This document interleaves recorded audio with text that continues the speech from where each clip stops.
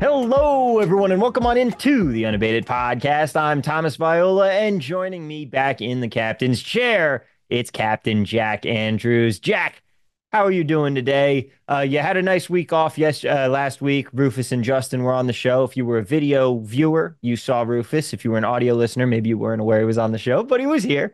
And we had a good time. We were talking about NBA, talking about, of course, all of the new stuff coming out here at Unabated. And guess what, guys? It's NBA week. We're going to be talking more about that, but this time getting a little more of Jack's perspective about how you want to be using the tools and also just a general approach to betting the NBA. Because let's face it, not everybody who listens to the podcast is an unabated member and is using the tools, and we want this to be for everyone here. But also saying you should probably hop on to Unabated. This is a great week to do it, right, Jack? Yeah, we wanted to do this episode not to plug Unabated's NBA product, but Mhm. to kind of give people a sense of how the NBA is different than maybe what they're used to betting football or betting baseball. It's a different sport. Each of these sports is different, and the NBA has some facets to it that are a little bit like they're a little bit left of basic strategy, and we'll get into that a little bit as we talk. Yeah, I'm looking forward to it. I'm looking forward to picking your brain. This is going to be a nice fireside chat episode for everybody. But to get it started, there are a lot of similarities between betting baseball and the NBA. It's a daily sport. You're going to be grinding at it every day. It's a long season. It's, of course, half the season that baseball is, but still, it's a long season. And yet, people love betting the NBA and baseball, not so much. What is it that separates that baseball grind from betting on basketball, in your Ba opinion? In my opinion, baseball is such a grind because it's like 15 games a day. The NBA schedule, even at its most, I think we'll have the night before Thanksgiving, I think we'll have like 15 teams playing that night. But for the most part, it's like a little bit more manageable. Eight games in a night, six, four, and then for the TNT nights, two games in that night. So I feel like that just makes it a little less obnoxious in the grind in the NBA. But one of the ways that it is most similar is it's largely player based. And when you think about baseball, baseball is a player's sport encased in a team sport. I But it think really Rufus, comes down to the players. Like that pitcher is a lot different than the other pitchers that might be on a team. If one batter is out of the lineup, that's a huge effective removal in baseball. Whereas basketball is also a individual sport encased in teams, even more so. We only have five players on the court, so the effective removal of any player is even greater. We have less deep of a bench in basketball, and so there's not as many players that you need to know, and how those players play greatly affects how the team plays. I think Rufus said the exact same thing last week of baseball as an individual sport disguised as a team sport. I don't know if it I was know on I the heard it show or not. somewhere. Yeah. Okay. Then you definitely heard it there because I know that I heard it from him last week. But so now you talk about the individual players mattering and that being very similar to baseball in that it's really an individual sport, but even more so than baseball, injury news and lineup information. That's what's really driving the NBA, right? Yeah, so the NBA is the king of the game time decision. And it drives the lines, it drives the prop markets, it drives a lot of the betting is in the last 2 hours before game time. Um, so it used to be the NBA let teams do a lot more injury management, load management. The San Antonio Spurs were famous for kind of pushing it too far and getting the league to say, hey, you can't sit all of the starters, for games that you don't care about or the back-to-back situations. So now it has to be a little bit more declared, and they have to declare if a player is going to play or not a full day ahead of the game. However, there's a little bit of a loophole there with game time decision due to injury. So they could say Joel Embiid is famous for this. Joel Embiid's back. His back, not that he is back, He's never back. is a reason why he is a game time decision tonight. And then, I'm sure the Sixers know all day long if Joel Embiid is playing or not, but it gets released at an hour before game time, and that greatly affects the chemistry of the Sixers lineup. So, yeah, baseball is a little bit different that way in that we have lineups that get released at a set time and they have to go through the league first. The NBA has an injury report, but those game time decisions are not on a half-hour injury report other than right before the game. Yeah. And so it is very much up in the air for a lot of this. There's a lot more uncertainty when it comes to betting on the NBA. Now, when it comes to taking advantage of that uncertainty, where do you fall? Let's talk sides and totals before we talk props here. Because on the Mhm. one hand, you have overnight lines, a lot softer, a lot less money coming in, a lot lower limits, but a lot more uncertainty, which you can play to your advantage. However, the flip side of that is waiting and finding out some of this lineup news. You get a lot more certainty, but you also have to be a lot quicker when it comes to firing away on some of these bets. Now, in your opinion, would you rather play the uncertainty of the overnight angles, or are you waiting for lineup news when it comes to sides and totals here? What is your approach? I used to do NBA totals. That was one of my main originations that I've done. And I talked about that before. It was based on a referee angle. Um, and I always didn't like the overnight lines, mainly because the information I needed for my model was released daily by the NBA as to what referees were going to be assigned to which games. Uh, if you have the wherewithal to beat an overnight line as an originator, you would be better to wait and bet that as late as possible on the morning of the game. In other words, you're not waiting until the actual game, but if you bet too early into the market and you're pegged as someone who is influencing the market, you're probably giving up your real alpha, your real signal too early, and you're not getting paid enough for it. The Mhm. book should have to pay you for your information. So if you can wait until those limits are several thousand higher, which is the morning of a game, that's probably a better situation for being an originator. Now, if you're just somebody who is looking to do top-down betting, you don't want to be betting overnight lines. There's just not enough information in those lines for sufficient top-down betting. Top-down betting, you wait until the market is its most liquid and its most elastic. And that's going to be in the I'm talking Eastern time here, in like the 3 to 6 p.m. range for a slate that starts at 7 p.m. And so it's really not the same as the NFL where you're saying, well, if you're betting into these markets at Sunday morning game time, you're just getting crushed. Right. Yeah. So the NFL, that is over a much longer time period because Yeah. we have all week in most cases. So you kind of compress that week long into a single 24-hour period, really more like an 18-hour period. And you can kind of see the correlation there of being that midweek sweet spot is also like afternoons on an NBA game day. Mhm.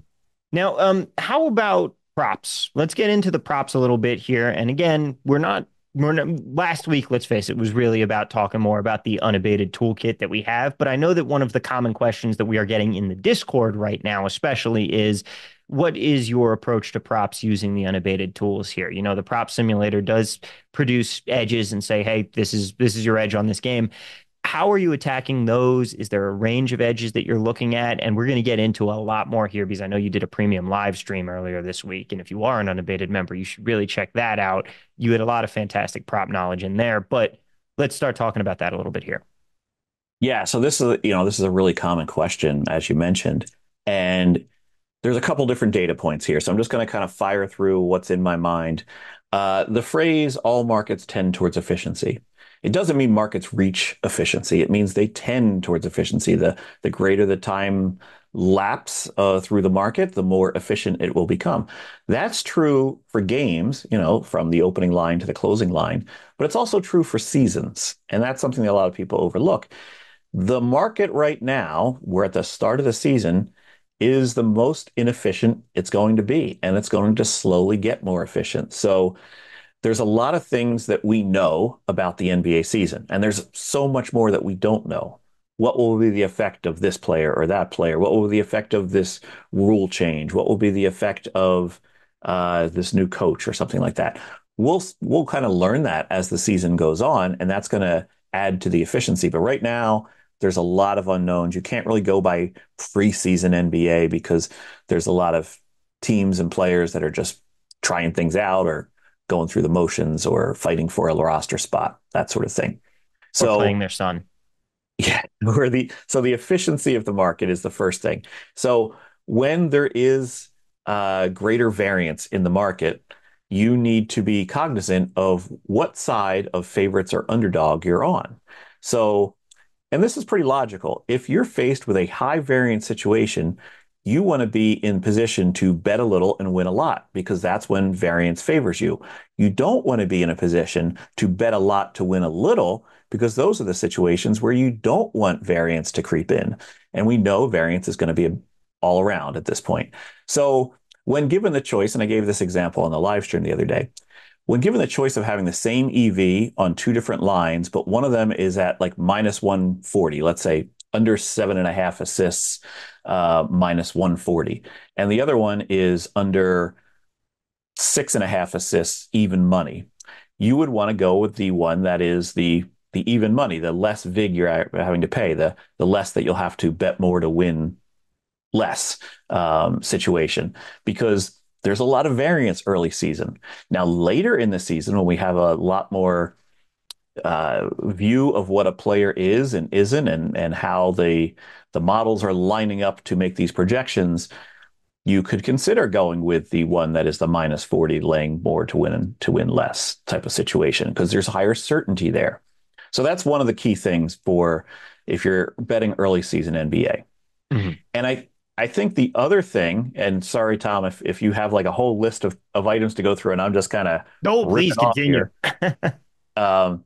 So the other thing is this term covariance, and you need to be aware of covariance anytime that you are betting into props. Look, NBA props are all based on minutes and usage, and how they perform based on how many minutes they're on the court. This isn't a secret sauce moment. This is something that's pretty well known Yeah. across anyone who does prop betting. So it all keys off of that minutes projection, right? Well, what if the minutes projection is a little off? The ripple effect is going to affect the entire team because one person, you know, under on minutes means those minutes have to go somewhere and they go to another player and that they get pointed to like an over. Well, if you're seeing an edge that you want to bet and you're lining up all on one team, forward and guard, under, center, over, this, and so on, you have created a lot of covariance. You've basically created yourself a same game parlay, but you're not betting it as a same game parlay. And if you are, you're probably not getting the odds you think you should be getting, but that's beside the point. So you need to be careful of this because those are likely all going to win or all going to lose. And as I said, if the projection is off, there's a good chance they're all going to lose. So we saw this a lot last night. Last night, when we're recording this, which is also the same day we're publishing it, Mhm. we saw that there were only two games, and it It was was the opening first night, two games guys. of the year. And everybody was all hyped to get in there and bet. One guy posted on our Discord that he went 47 and 52 last night, turned a profit, but he made 99 bets on two games. Like, I guarantee he did not take into account a lot of the covariance that's out there. It sounded like he was just betting every edge he could find, no matter if he was betting, points over, rebounds over, assists over, then betting the PRA over and the RA and the PR. And if you don't know what those things are, we're going to get to PRA and Yeah. covariance here in a minute. Um, that's too many bets, man. That's just too much. So when you have a slate where you have a bunch of games, try to act like you're at the buffet and you're going to take a little bit of the salad and a little bit of the pizza and a little bit of the roast beef. And, you're just kind of creating a plate of every little thing. You're not loading up on just all one thing. And if the buffet didn't make that one thing well, then you're all disappointed in the buffet. You take a sample of everything. except when it comes to desserts. And you just take a sample of all the desserts, but Yeah, that's beside. desserts are incredibly plus EV, but when it Yeah, comes to the actual games, this is something I was trying to pay a lot of attention to last year too with the props because it is you if I'm going to have 10 bets on a night on a 10 game slate, I'd much rather have one bet per game than 10 bets in 2 games. correct. Yeah. And, look, I think there's plenty of opportunities to have more than one bet in a game. Yeah, Plenty of things. There are, so let's get into the how things are correlated and anti-correlated in the NBA stats. exactly. Because we do have a whole bunch of stats that are not just the fact that, 5 players on the court per team. There's a lot that blends together. We've also got the fact that, well, some stats, even just on an offense, are inversely correlated to each other, right? Absolutely. So the three major stats of basketball are points, rebounds, and assists. And then we have points plus rebounds, rebounds plus assists, points plus assists, and then we have points plus rebounds plus assists. It's easier to use the initials. So points, rebounds, assists is PRA. Uh, Points and rebounds have some correlation to them. And that correlation depends on the position. So for like a center, they are likely to have a correlation, a positive correlation between points and rebounds. They go up for the rebound, they get it, they slam it back down, or whatever. But they're going to have some points and rebounds on the same play. However, you're never going to have points and assists on the same play. It's impossible. You either get the point or you get the assist. You don't get both. Rebounds and assists have a slight correlation, and again, this depends on the position. So, Mm-hmm. like a guard would have a higher chance of getting a rebound, dribbling up the court, passing off to somebody who scores, and they get the rebound and the assists. Whereas a center has less of a correlation in that situation. So, what this means is if you are somebody who's a little bit skeptic about how you're betting and you're not quite sure if you're trusting projections, using the combos is probably a good thing. And using the trifecta combo of PRA is probably the best thing because you have things that are correlated and anti-correlated, and they kind of mesh together and they cancel out a lot of the variance. So that's what I always tell people if they want to, they're just getting started into NBA prop betting, focus on the PRAs. Mm-hmm. Now, will sports books be more wary of people betting PRAs because that's a sharper thing? I don't think so. I've seen people say that PRAs have a lower uh, max bet limit. I have not experienced that. Um, so, but people have said that. Um, but PRAs are a great way to do it. And then you can kind of get into straight bets on points or rebounds or assists. But keep in mind, when you have a lot of trials of something, you have less variance. And when you have fewer trials of something, you have more variance.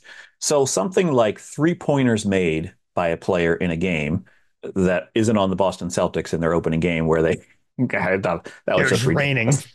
Um, but three-pointers made is usually something that's around like 1.5, 2.5 is the line on that. And there's not a lot of trials. They may attempt 6, maybe 7 three-pointers in a game if they're a starter.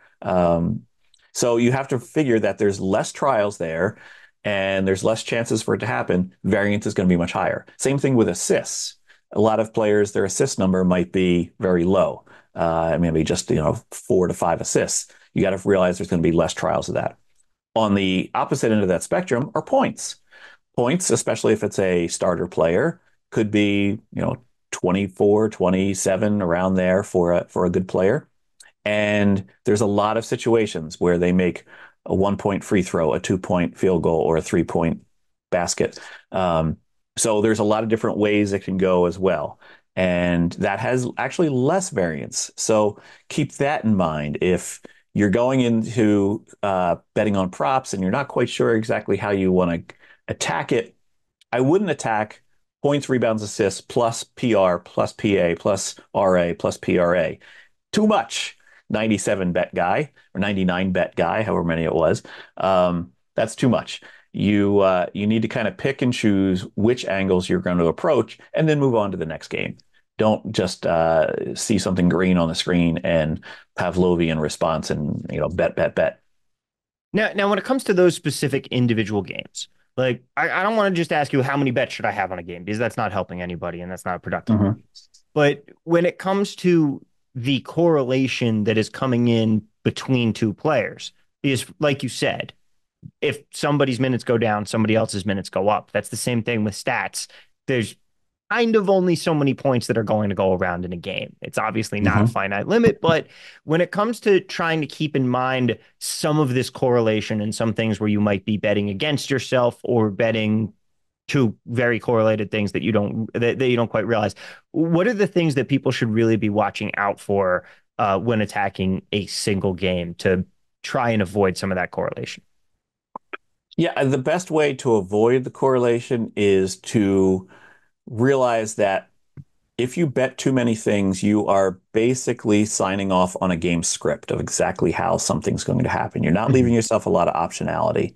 Um, I don't really have a hard, fast blanket rule Yeah. as to say, this is what you should do on any given game because games are going to be different.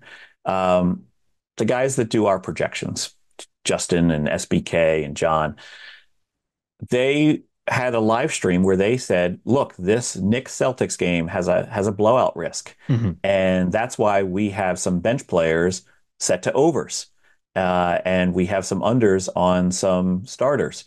It's because we feel it could be a blowout risk, and the bench players come in.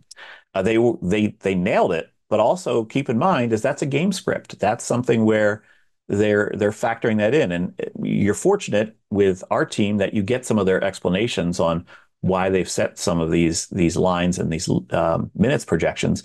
But sometimes you don't know all that information, so you have to be aware. If you don't know all the information, you should wait. Same thing with if a player is a game time decision or an injury decision. You don't know all the information. When you don't know the information, the best idea is to wait. Yeah, you may miss some of the edge. You might miss all of the edge, to be honest with you, because the NBA market moves fast. But it's better to know the information than to guess the information blindly. And I'd say that's more of a factor than cautioning yourself against correlation. The easy way to caution yourself against correlation is have a limit as to how many bets you're going to have on players on one team in a game. That's probably the easiest way to protect yourself. But I don't have any hard fast number for you, Tom, Mhm. of what would be the optimal number. Yeah. I personally like if I'm looking at five bets in a game, I'm starting to say, okay, well, I've got half of the players in this game I've got bets on. You're baking in a lot of correlation there, and you got to watch out for that. So that's my personal number, but again, everybody's different. Just watch out for it. Now, One more point on this. Something that's new this season, or it's new in the world of sports betting, you can do in-game props now. yes. And so if you find yourself in a situation where you go, oops, I got a lot of correlation. I didn't realize this, and the game has started. You can trade out of that situation. You won't be making positive EV bets, but you'll be lessening your variance. If the if the swing of variance in a game is going to upset you, of having made a bad bet, maybe cause you to chase a bet or something like that, then that's probably a wise time to try to trade out of your situation or set yourself up for something that's not quite as damaging. Um, Overall, that's a negative EV move, but sometimes that's a positive life move. Yeah. So keep in mind your bankroll. Don't bet over Yeah. your head. The classic, the classic warning signs there. But you talk about in game, and that's something that we definitely want to hit on before we hop out of here, because basketball is a game of a lot of variance, a lot of swings, and a lot of runs. Not baseball, but it's also there. There are a lot of spots in these games. I mean, everybody says the NBA is a game of runs. There are a lot of spots to attack a basketball game in game. What are you looking at when it comes to in-game action on the NBA? What am I looking at, or what did I used to look at that used to work really well? Well, what I used to do is I would watch a game on television and I would just pay attention to the benches.